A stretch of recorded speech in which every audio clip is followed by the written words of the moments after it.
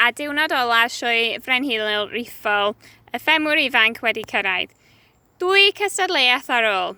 Fe drown at cystadlaethau beirniadu gwartheg Jersey yn gyntaf a gad diolch i Hugh Evans a Helen Carpenter ar ran cymdeithas y gwartheg Jersey am fod mor barod ffilmio'r stoc beirniadu cystadlu a noddi'r cystadleuaeth.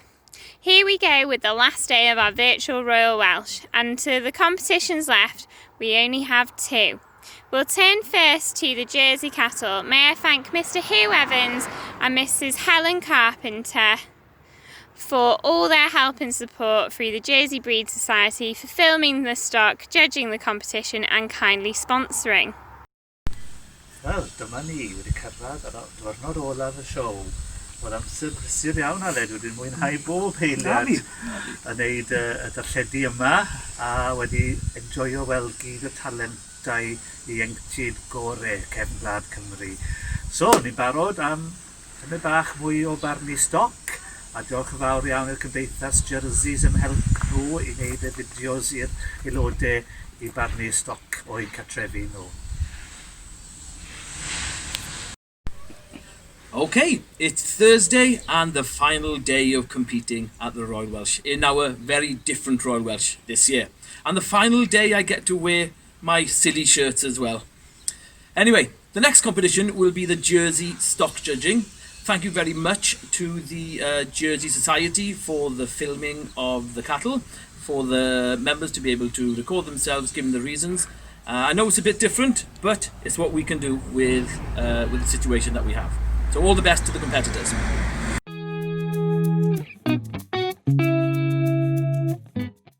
Mr. Judge, I place this ring of 4 Jersey cows in the following order of merit. For me, she was long through the head and neck and showed style and dariness throughout.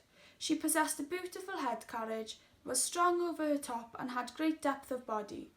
She was great on parade and powerful through her body. Mae da enghraifft arbennig o uwch Jersey wrth i wedi meddu pen fenywaidd yn ogystal â Senau Llydan sydd yn allweddol ar gyfer cynhyrchiant llefrith. I ymwneud, mae'n meddu cefn syth a chryf a hefyd dyfnder a hyd arbennig. Mae'n cerdded yn urddasol ac ei thraed yn gywir. Who, like A, possessed a white band around the muzzle. However, I felt she lacked in depth compared to that of A. Yet she made up for this with her deep udder, dark switch, and excellent locomotion, with sturdy black hooves. Next I placed... Second over third, a close placing between these two youthful Jersey cows, but gains advantage in greater tail positioning, wider pin setting, a greater thigh structure, possessing more bloom in the mammary system, and overall teat quality showing greater length between the front and rear teat. Ni. Roedd gen I ben twt gwddw yn asio I ysgwydd lain cryf ac y cryfder yna'n cario drwy gydol y gorff ac efo llinell dop arbennig. She also had a strong ligament through the udder. On the move, she had great locomotion. Gaining all Jersey characteristics with a dished head and a bold eye. Also having a desirable tail set, just showing her age in the class today compared to my previous 3. And still a great breed standard. She had a gentle feminine head which followed a slightly fleshy neck, which isn't as desired. Her strong top line did highlight her lack of condition to the body, but she had great width between the hook and pin bones. The reattachment to the udder wasn't as supple as the others today, however she still had a very capacious udder, and paraded herself well throughout the field. Thank you, those are my reasons for placing the cows in the order of... Dyma barchusfeirniad efo'r ysymau dros osod y cylch o 4 wartheg Jersey yr hen dilynod. Thank you. Good afternoon, Mr. Judge. I place this ring of 4 Jersey cows in the order of... A had a modern dairy style and had plenty of dairiness throughout, with correct breed characteristics. A was light brown in colour and had a black nose bordered by a white muzzle. A was small and fine but had a strong frame with superb depth in the body. Class. A was brighter in the eye and broader in the muzzle than X. A had a greater level top line and a better spring of rib than my second animal. A had greater length from hook to pin bones and was wider between the pins than X. She had an abundance of dairy strength, excelled in the depth of rib, and showed herself off well on parade. Her Marmary had a distinct advantage in her bloom of udder, and I felt she had the edge over my second cow in maturity, strength and power. I did better on her feet and was better balanced on her rear legs compared to Y. Third, I today and first was her place. I gave her the advantage over my second place X for greater depth of body, a far superior mammary system with a four udder attachment more lengthier, for greater length of hook to pin bones and overall power and maturity. And although a noticeably older cow than my others, this Jersey held the most Jersey characteristics here today, having greater depth than my fourth place X and greater udder capacity, with the strongest suspensory ligament and fullest forudder here today. Yw llai nodweddiadol na'r ddwy flaenorol, teimaf bod ei fframwaith yn llai o gymharu ag A ag X. Hyn ysgwydd ysgan nhw'n cario hyd drwyddi. Teimaf nad oedd y pwrs yn ymdod i cystel i'r wythien laeth oedd ei tannu. Teimaf ei bod yn fuwch hynach. Is by no means a poor example of the breed, possessing a fine frame and feminine head, with excellent markings around the muzzle and the eyes. She possessed a neat udder that was well attached and flowed well into her underside. And those, Mr Judge, are my reasons for placing this ring of 4 Jersey cows. Felly, barchusfeirniad, dyna yw rhesymau dros osod y clipio fideo o'r 4 fuwch pedigree jersey yn y drefn. Thank you. What a da. My reasons for placing the ring as shown A, X, Y, B.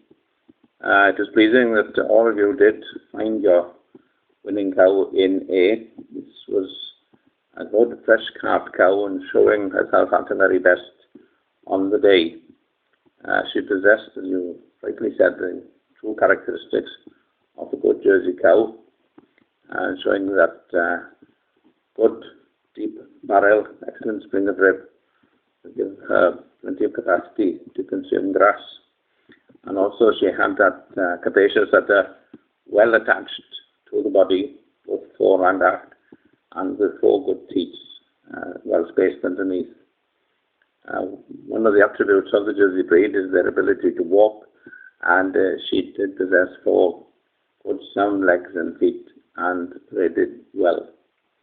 The next 2 being the 2 heifers in the class, very close placing here between X and Y. X just possessed better, stronger top line, and especially if you looked along from hook to pin and on the plates with the third cow Y, these were sloping rather more than they were in X. Others very similar, both were not as fresh as first cow, and therefore more difficult to tell. But you could see that X did possess a finer teat quality than Y. The last cow B, an useful cow, but by today showing signs of wear. Obviously she had milked hard, had confirmed the fact that she was a good milking cow. But yeah, that was also showing signs of wear, and she, unfortunately for her, it was her age, against the other 3 animals. But overall, a good dairy cow. Your reasons were all good in the circumstances. You did put things over well, considering you hadn't actually seen the cows, you only seen them on film. But I congratulate some of her fiade chi gyd. Ac you're taking Cystadlaethau i gadw y estate sale in I fynd. Diolch yn fawr. Yn ail mae gêm yr Oesoedd. Cystadlaethau bob logaeth yn neud sioe arferol gan fod yr aelodau yn troi fyny a ddim syniad beth fydd o wainau. Doedd eleni ddim yn effreriad, ond eleni penderfynodd Cadeirydd ac Is-Cadeirydd Cymru heirio ei hunan, Cadeiryddion y siroedd a llywydd Cyffi Cymru, Mr Geraint Lloyd. Cawn weld sut hwyl gawson nhw. Secondly, the Generation Game, a popular competition in the normal YFC Royal Welsh competition schedule, as members turn up with no idea with what they will be faced. This year was no exception, but this year's Wales Chairman, Katie Davies, and Vice Chair, Carol Harve, decided to challenge themselves, the 12 county chairs, and the Wales YFC president, Mr Geraint Lloyd. We'll see how they got on. Fel arfer ar Dydd Iau, mae gennym ni'r cystadleuaeth gêm yr Oesoedd. Drenu bod e ddim i gael enni, gos falle bys nhw wedi gwneud rhywbeth fel torri gwallt, a bys nhw even hapus iawn wedi cael lockdown haircut fi. Ond, wedi newid y cystadleuaeth lenni i her y cadeirydd, a mae bob cadeirydd sir yn cymryd rhan yn hwn, dangos i'r aelodau nhw beth maen nhw gallu wneud hefyd. Edrych mlaen i weld beth mae Cadeiryddion y siroedd wedi dod mlaen a i wneud i'r aelodau, i gael weld eu talentau nhw. Okay, next we have the generation game, and this year of course is going to be a little bit different, and it's not quite the generation game this year, but the challenge to the chairmen, where all 12 county chairmen in Wales have been given a challenge, and it's up to them to show what they can do to help their members. So it's a bit different this year again, but I'm sure you're going to enjoy what they have to offer.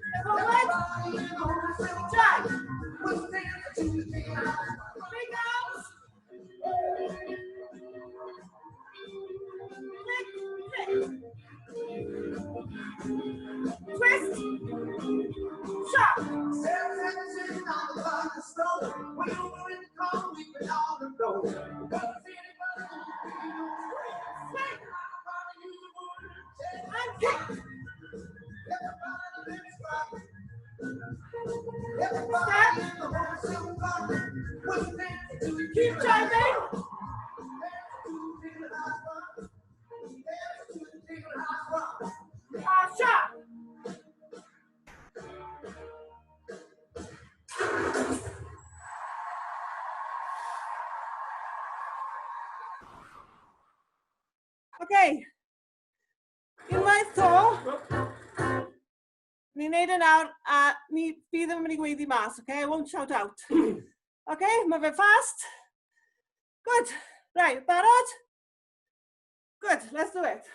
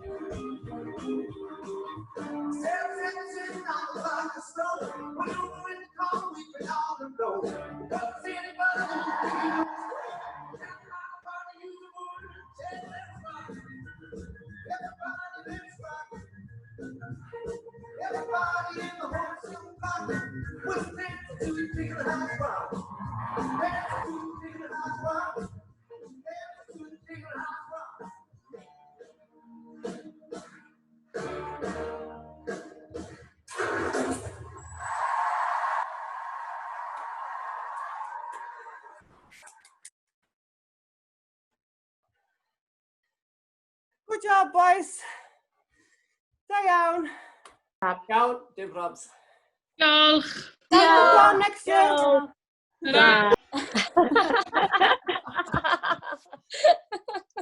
Wel, helo na, diolch am cael cyfle i feirniadu a bod yn rhan o gêm yr Oesoedd.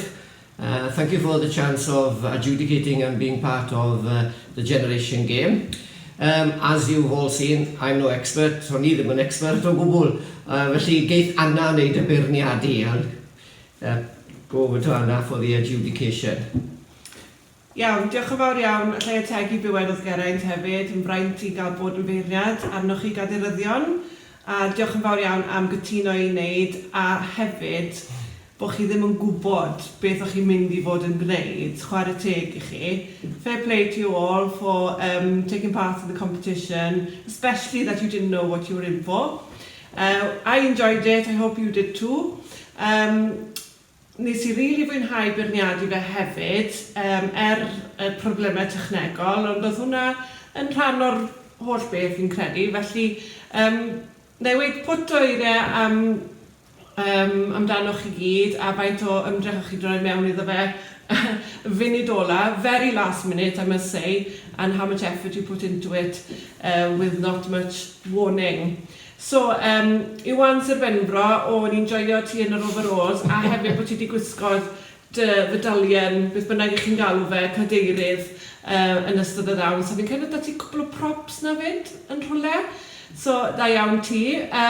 Gwenno Davies, lico'r wisg yn fawr iawn, mai trilby hat o ti'n gwisgo, ond fe, ond i'n mewn a tyrban o dden i'n ond, sorry, ond da iawn ti hefyd am gymryd rhan.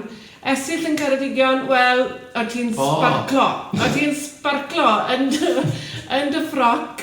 Fi'n credu oedd un o'r ffroc ti'n gwisgo i'r Queen's Ball oedd fi'n credu, a unig beth o ti'n gallu ffindo.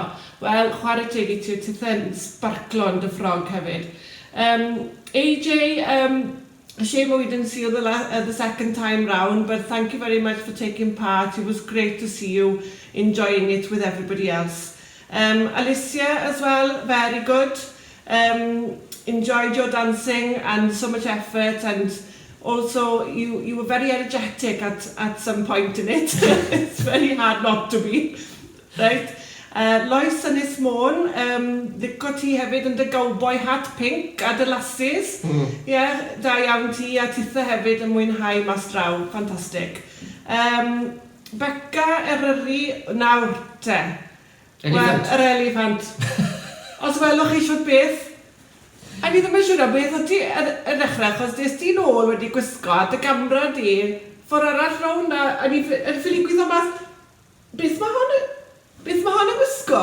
A wedyn droies i camera rown, a fyna o ti yn yr elephant. Dancing elephant. Dancing elephant, fantastic. Yeah, very good. Joio hwnna, joio. A danso da hefyd, mae rai fi weid.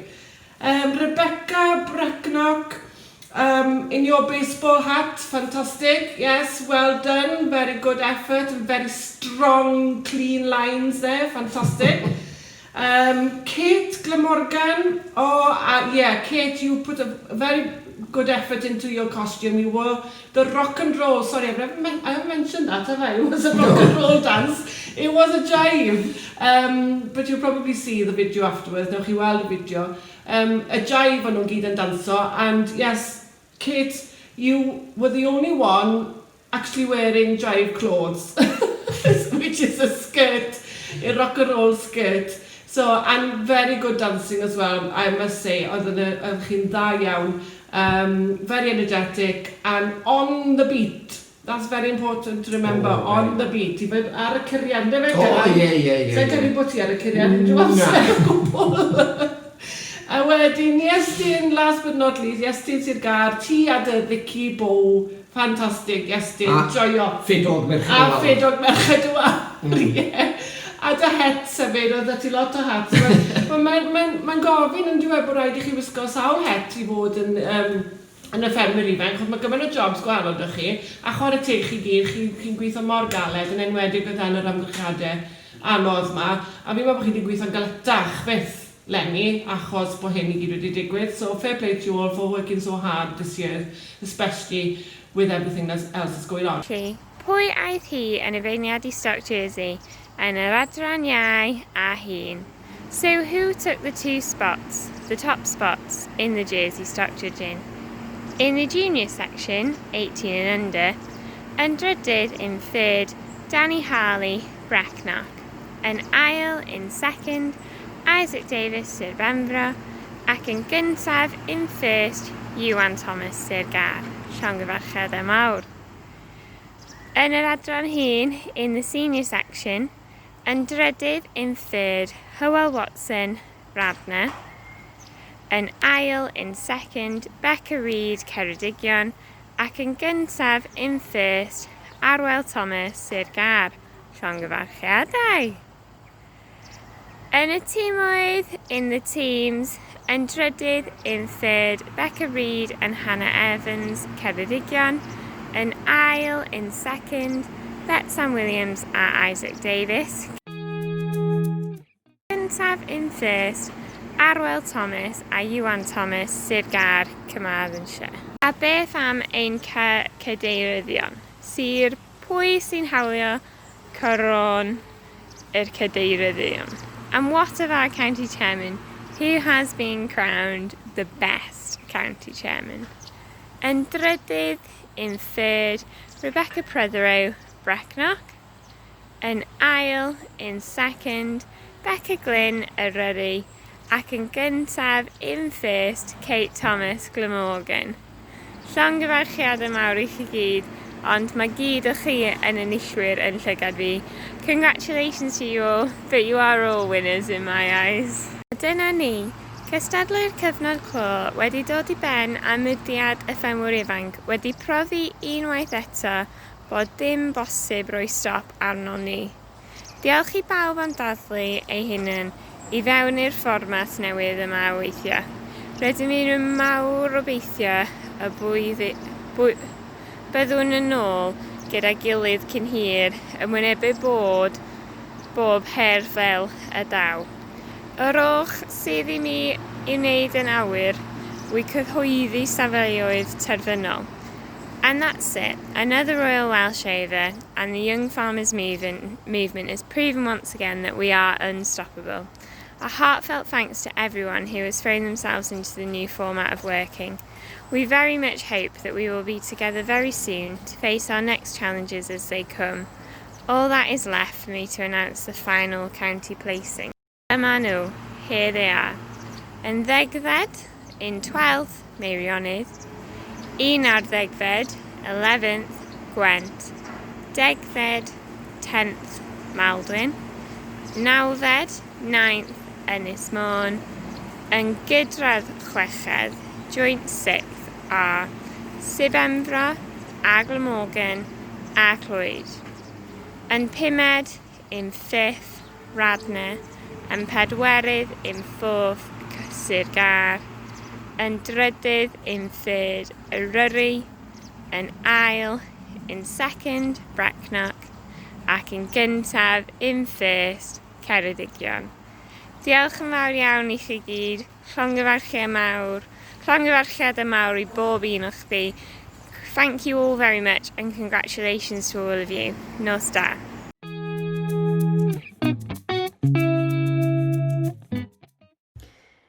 Diolch o galon I bob yn sydd wedi bod yn rhan o sioe. Mae wedi bod yn wych gweld talent i'r aelodau, ni byddu hi'n wedi bod yn bosib heb gwaith caled i'r aelodau, siriodd a staff yng Nghymudiad. Despite COVID-19 and all the restrictions and the disappointment of no show this year, we are proud that Wales YFC have put on a show, albeit virtually. It's been a fantastic week showcasing many of the elements of the movement, and of course, the competitions. We are extremely grateful to the counties and members for supporting the idea of presenting a virtual Royal Welsh, and we hope everyone who has visited the event across the week has enjoyed the provision.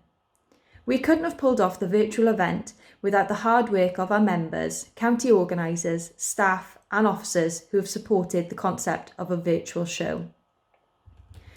Ni hefyd yn lwcus o waith caled Hugh Williams yn cadw trefnu ar y scorers ac addasu yn drefnu rhyddol. Hefyd I boys yng Lwfan, Delmi Harris a Aled Johnson am fod o ran o sioe. We're also grateful to Hugh Williams, our chief scorer, for all the work in preparing the mark sheet and ensuring the marking system was available virtually. Also the double act of Delmi Harris and Aled Johnson, who've been happy to present the various competitions. Diolch oink oink am ffilmio moch, y cymddasau Dyfed Texel a Carwyn Lewis Heddran, am yn David, a cymddasau am y dau jersey. Our Stoc has all been done virtually and we are grateful to Oink Oink for providing the pigs. The Dyfed Texel Society and Carwyn Lewis of Hadron Herd for providing the Texel sheep, and Hugh Evans and the Jersey Society for filming and providing the Jersey cattle. Ni fyddu cystadlu yn bosib heb yn beirniad. Diolch yn ddyn I gyd. No competition would be complete without the careful consideration of the judges, who have had a fantastic calibre of judges again this year, who have been prepared to adjust to a different system of working with us to complete the challenge. Ellen Jones, presiding officer at the Senedd, judging the sign. Nia Jenkins, Lou Lee Mabby for upcycling. Aled and Helydd Davis, craft. Mary for the cookery. Howell Davis, Keith Thomas, sheep Stockjudging. Kenneth Jones and Mervyn James, pig Stockjudging. Hugh Evans and Helen Carpenter, Jersey cattle. Charismatic fitness video. Ewan John Williams and Non-Williams, lip sync battle. And Geraint Lloyd and Anna Ap Robert for the Chairmen's challenge. As a rule, we would be presenting the final result from a stage surrounded by silverware. As this is not possible this year, we've been fortunate to secure the sponsorship from a number of supporters who have kindly agreed to donate prizes for each competition. Thank you for your continued support of the movement. Castle Howell Food, Grubs, NFU, Jersey Society, Mente Moch and Welsh Water. We hope that our normal programme will resume before long, but we would like to assure our members and supporters and friends that Wales YFC will continue to strive and will face the rules and regulations as they come. We look forward to your company when we reveal our next challenge. Diolch.